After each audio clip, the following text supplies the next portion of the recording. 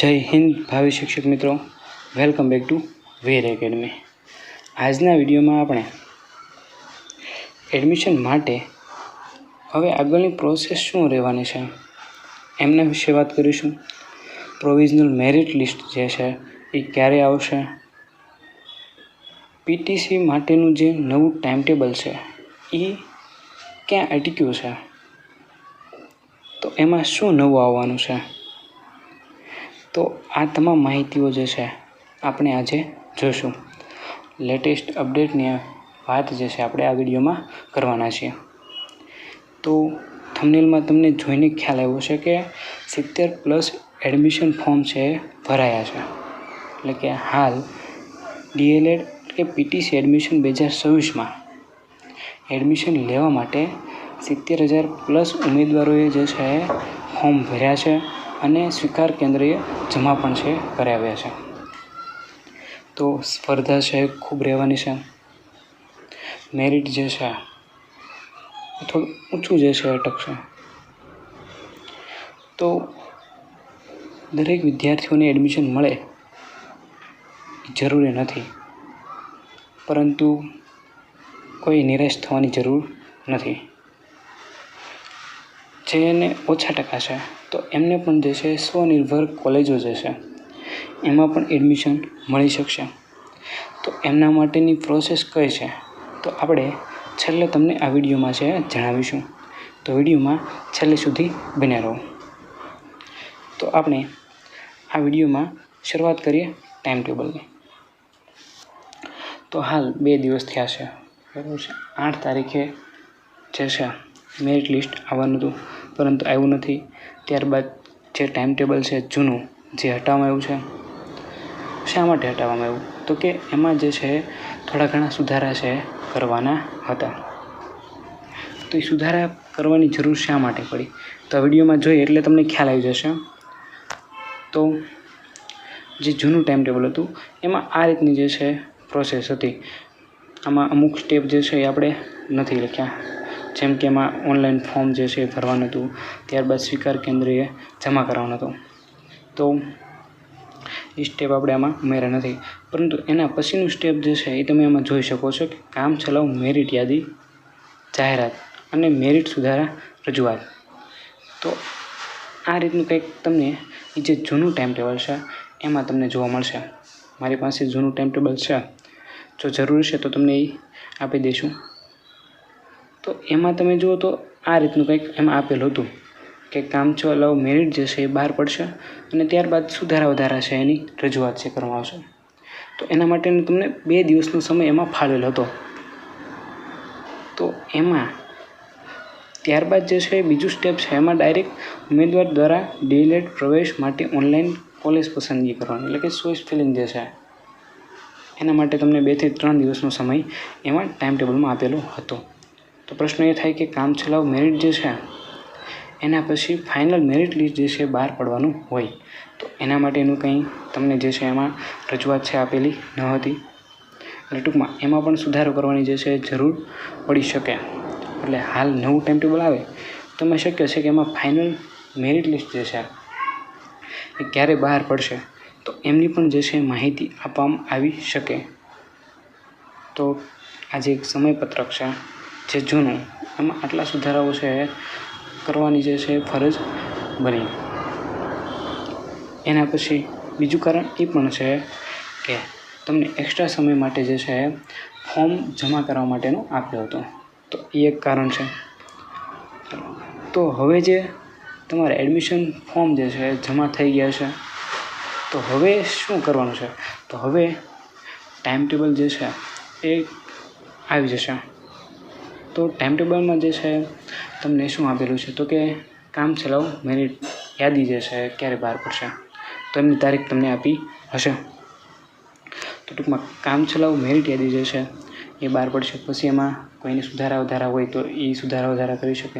એટલે કે કોઈને એવું લાગે કે મારે જે છે થોડાક વધારે માર્ક આવતા હતા અને આમાં ઓછા આપેલા છે, બરાબર છે, તો એ સુધારા વધારા થાય અને ફાઇનલ મેરિટ લિસ્ટ આવે. તો એ જૂના ટાઈમ ટેબલમાં છે એવું કંઈ રજૂઆત કરવામાં આવેલી નથી. એના પછી તો કે ચોઈસ ફિલિંગ આવશે. તમારે જે છે કોલેજ પસંદગી કરવાની છે કે તમારે કઈ કોલેજમાં છે એડમિશન મેળવવું છે. તો આ ચોઈસ ફિલિંગ જે છે 2 થી 3 દિવસની આવશે. ત્યારબાદ જો તમને એડમિશન મળે છે તો એના માટે જે છે તમને જે પત્ર છે એ ફાળવવામાં આવશે, તો એ તમારે ડાઉનલોડ કરવાનો છે અને ત્યારબાદ તમને 7 થી 8 દિવસનો સમય આપવામાં આવશે. તો એ સમય દરમિયાન તમે જે છે જે કોલેજ છે ત્યાં તમે જઈને એડમિશન જે છે એ તમારું કન્ફર્મ કરાવી શકશો. ત્યારબાદ જેટલી જગ્યાઓ ખાલી રહેશે તો એમની વિગતો જે છે એ બહાર પાડવામાં આવશે. તો અહીંયા પ્રથમ તબક્કો જે છે એ પૂર્ણ થશે. આ રીતે એડમિશન માટેનો બીજો તબક્કો શરૂ થશે. એના પછી જે જગ્યાઓ ખાલી રહેશે એ બહાર પાડવામાં આવશે અને ત્યારબાદ લાસ્ટ રાઉન્ડ એટલે કે ત્રીજો રાઉન્ડ છે એ બહાર પાડવામાં આવશે. તો દરેક ઉમેદવાર છે તો આટલી માહિતી જે છે એ તૈયાર રાખે. કઈ માહિતીઓ તો જોઈએ. તો દરેક વિદ્યાર્થી મિત્રો જે છે એ તમારે કઈ કોલેજમાં એડમિશન લેવું છે તો બને તો પહેલા રાઉન્ડમાં જે છે તમે એડમિશન લઈ લેજો. પછી જે છે તમને એડમિશન મળે નહીં મળે એની ગેરંટી શું, તમારે દૂર જવું પડે. એટલે તમારા જે કાસ્ટની જે સીટ હોય એમાં તમને એડમિશન મળે છે તો એડમિશન વહેલી તકે મેળવી લેવું. તો એના માટે એક લિસ્ટ છે તમે બનાવી લેજો. કોલેજ માટેનું લિસ્ટ છે હજી આવ્યું નથી, બરાબર છે. વેબસાઇટ ઉપર જે મૂકેલું છે તો એ માત્ર તમારી જાણકારી માટે છે કે આટલી જે કોલેજો છે એમને ઉમેદવારી નોંધાવી છે કે અમારે જે છે આ પ્રક્રિયામાં ભાગ લેવો છે. તો એનાથી તમને ખ્યાલ આવે કે આ કોલેજો એમાં હોઈ શકે. એટલે તમારે જે છે એક આખું લિસ્ટ જે છે બને નાખવું કે અમારે જે છે પહેલાં આ કોલેજમાં એડમિશન લેવું છે, જો એમાં ન મળે તો બીજી પસંદગી આ કોલેજ. તો આ રીતે તમે જે છે લિસ્ટ બનાવી નાખજો.